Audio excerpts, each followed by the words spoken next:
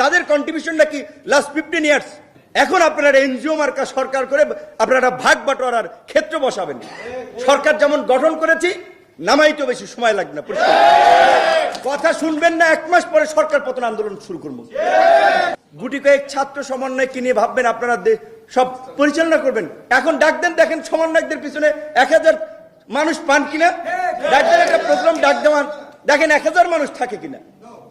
এটা কি মানে চারটিখানিক ব্যাপার? মনে হয় যে কয়েকজন ছাত্র ডাক দিছে আর এইভাবে রেজিস্ট্যান্স হয়ে গেছে, এইভাবে একটা গণ আন্দোলন হয়ে গেছে। এখন অনেকে মাস্টার মাইন্ড হয়ে গেছে, অনেকে প্রধান মুক্তমুখ হয়ে গেছে। আন্দোলন তো একটা প্রেক্ষাপট ছিল, গত 1.5 দশকে সেই প্রেক্ষাপট রচনা হয়েছে। ধীরে ধীরে অনেকগুলো ঘটনা একটা একটা করে সুতা গেথে আজকের এই অবস্থায় নিয়ে এসেছে। আজকের এই নেতৃবৃন্দের কথাও যদি বলেন, আমাদের কৃতিত্বের কথা না, অনেকের পেছনে আমাদের অর্থ, শ্রম, মেধা ইনভেস্ট করে আমরা তৈরি করেছি তাদেরকে। রাজনীতিতে পথ চলায় স্বামী স্ত্রীর সংসার টেকে না। রাজনীতি তো একসময় মত পথের বিরোধ কেন্দ্র করে একজনে অভিমান, মান অভিমান তৈরি হতেই পারে, সক্রিয়তা নিষ্ক্রিয়তা থাকতেই পারে। বিএনপি জামাতের মতো একটা শক্তিশালী রাজনৈতিক দল ছাড়া এই আন্দোলনকে কখনোই সফল করা সম্ভব হতো না। আমরা তো কথা বলেছি, তারেক রহমান সহ বিএনপি অন্য নেতাদের সাথে ফাইন্যান্স লাগবে, কোথায় কিভাবে সাপোর্ট লাগবে, রেজিস্ট্যান্স করা লাগবে, আমরা কথা বলে প্ল্যান করে ছাত্রদের সামনে ছিল। এটা একেবারে অহেতুক বিতর্ক যে এই আন্দোলনের কে মাস্টার মাইন্ড, কে ছিল কি ছিল। এই সমন্বয়কদের অনেকে ছাত্র অধিকার পরিষদ করে, কেউ ছাত্র শিবির করে, কেউ ছাত্র দল করে, কেউ একেবারেই জেনারেল শিক্ষার্থী। এবং এই আন্দোলনে যারা করেছে তারা একেবারে পীরলি আউলিয়া হয়ে গেছে। আপনারা মনে করেন এই আন্দোলনটা কি প্রথম দিকে গণতন্ত্র, ভোটাধিকার, দেশ উদ্ধারের আন্দোলন ছিল? কোটা সংস্কার, সরকারি চাকরির একটি ইস্যুর আন্দোলন ছিল। আমরাও যেটা করেছিলাম, সমগ্র শ্রেণী পেশার মানুষের একটা কন্ট্রিবিউশন, সেটাকে মুক্তিযুদ্ধের আওয়ামী বয়ানের মতো আরেকটা ন্যারেটিভ তৈরি করা হচ্ছে যে আমরা করেছি, অমুকে করেছে, সমন্বয়করা করেছে। ফালতু কথা এগুলো। আমরা যেটা বলছি যে দেখেন, এখন কি তাহলে এই সরকার বসে কালকে আমরা নির্বাচন চাই, নির্বাচন দিলে সব অসুখ সেরে যাবে? আমরা কিন্তু সেটাও বলছি না। যে কারণ রাজনৈতিক দলগুলোর যে ক্ষুধা, অনেকের গত 15-16 বছরের যে খিদা, কোন খিদা তা তো বুঝেন, বিভিন্ন ভাগ বাটোয়ারার ক্ষুধা হা করে আছে। রাতারাতি নির্বাচন দিলেও দেশের অবস্থা ভালো হবে না।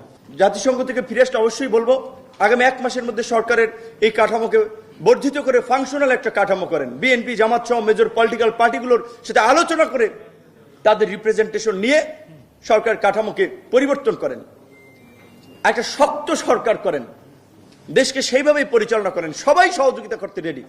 কিন্তু রাজনৈতিক দলগুলোর সাথে যদি দূরত্ব থাকে আর ছাত্র সমন্বয়করা যদি এসপিডিসির অ্যাপয়েন্টমেন্ট করে, বিশ্ববিদ্যালয়ের ভিসিদের সাথে গার্ড অব অনার নেয়, বিশ্ববিদ্যালয়ের ভিসিদের শপথ পড়ায়, এই নৈরাজ্য দেখে তো রাজনৈতিক দলগুলো চুপ থাকবে না। স্বাভাবিকভাবেই তখন তাদের মধ্যে সংখ্যা তৈরি হবে, এইটি আবার কোন জমিদার, নতুন জমিদার শ্রেণী তৈরি হচ্ছে। পাশাপাশি মেজর সবচেয়ে বড় যেটা আমরা বলছি, নির্বাচন ব্যবস্থার পদ্ধতিতে দ্বিকক্ষ বিশিষ্ট পার্লামেন্ট এবং সংখ্যানুপাতিক নির্বাচন, যে একটা ইনক্লুসিভ পার্লামেন্ট হয়, সেই ব্যবস্থার দিকে যেমন আমাদের যেতে হবে। পার্বত্য চট্টগ্রাম আপনাদের কি নর্মাল ঘটনা মনে হয়? এগুলো একটু চিন্তা করবেন। পার্বত্য চট্টগ্রামের এই সন্ত্রাসীদেরকে আধুনিক অস্ত্রশস্ত্র কারা দিয়েছে? ভারতের সাথে ওই অঞ্চলের বর্ডার। ভারত সব ধরনের সহযোগিতা এই মুক্তিযুদ্ধের পরপর থেকে করে আসছে এবং ওই অঞ্চলকে অস্থিতিশীল করার চেষ্টা করে যাচ্ছে। সেদিন ইন্ডিপেন্ডেন্ট টেলিভিশনে 13 মিনিট আপনার মাইকেল চাকমার ভাষণ শুনলাম। সে তার ভাষণে স্পষ্ট দেশদ্রোহিতা রয়েছে। তার ভাষণটি সবাই শুনবেন। তিনি স্বায়ত্তশাসন চাচ্ছেন পার্বত্য চট্টগ্রামে।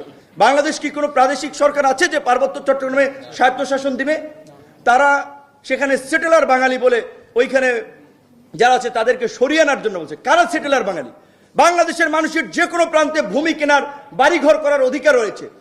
এই যে এনজিও মার্কা শব্দগুলোকে স্টাবলিশ করাচ্ছে ন্যারেটিভ যে সেটেলার বাঙালি আর পাহাড়ি, পাহাড়টা তাদের বাপদাদার, আর ওইখানে আর কেউ যেতে পারবে না।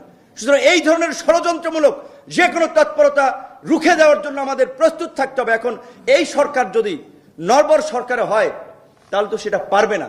এই রকমের দেশদ্রোহী কর্মকাণ্ডে যারাই জড়িত আছে তাদের বিরুদ্ধে সামরিক বাহিনীকেও বলবো, নির্বাচন কবে হবে পরে, ওটা রাজনৈতিক দল ঠিক করবে, সরকার ঠিক করবে। আপনারা পাহাড়ে মনোযোগ দেন। পাহাড় থেকে অস্ত্রধারী সশস্ত্র গোষ্ঠীগুলোকে নির্মূল করার জন্য যেই ধরনের অভিযান পরিচালনা করা দরকার, এখন আপনাদের ম্যাজিস্ট্রেসি পাওয়ার আছে, সেই ধরনের অভিযান পরিচালনা করেন, পাহাড়কে সন্ত্রাস এবং বিচ্ছিন্নতাবাদী দিয়ে মুক্ত করুন। কিন্তু অবশ্যই একজন নিরপরাধ পাহাড়ের মানুষ যেন আক্রমণের শিকার না হয়, কেউ যেন লাঞ্ছিত না হয়, সেই দিকেও খেয়াল রাখবেন। তার জন্য আমরা বলছি যে সরকার ভিত শক্ত করার জন্য রাজনৈতিক সমঝোতা প্রয়োজন, রাজনৈতিক দলগুলোর সহযোগিতা প্রয়োজন। আওয়ামী লীগের মতো পতিত স্বৈরাচারের জয় বলেছে সংস্কার কমিশনে তাদের মতামত, এগুলো হবে না। তারা গণহত্যাকারী দল হিসেবে পৃথিবীর বুকে একটা নজির এবং দৃষ্টান্ত হয়ে থাকবে, যারা বাংলাদেশের রাজনীতিতে আমরা বলছি যদি আমরা নিষিদ্ধ করি নতুন মোড়কে আসবে, সেটা আরো ভয়াবহ হবে। কাজেই তাদেরকে জিয়াই রাখতে হবে। ওরা যে একটা গণহত্যাকারী দল, দুর্বৃত্তের দল, খুনিদের দল, এটা প্রজন্ম থেকে প্রজন্ম মানুষের কাছে তুলে ধরতে হবে। কাজেই তাদেরকে আন্তর্জাতিক অপরাধ ট্রাইব্যুনাল যে আইন হচ্ছে, সেই আইনের ধারা যেটা বলা হচ্ছে যে 10 বছরের মতো নিষিদ্ধ, আমি মনে করি এটাই আনাফ। সেই দিকে আশা করি সরকার ব্যবস্থা নেবে। আপনারা দেখছিলেন ট্রেন্ডিং টুডে বিডি। চ্যানেলটি ভালো লাগলে সাবস্ক্রাইব করুন। ধন্যবাদ।